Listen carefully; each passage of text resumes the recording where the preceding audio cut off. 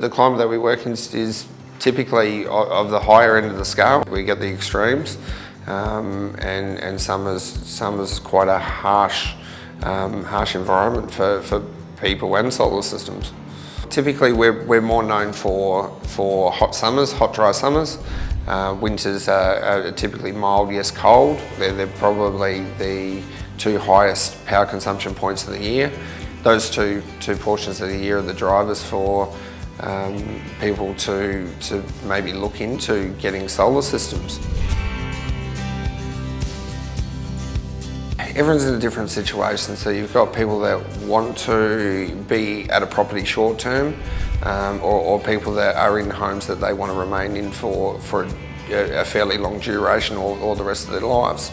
Utilising better products for people that are going to remain in the same home for many years. The better products are going to offer that better long-term reliability.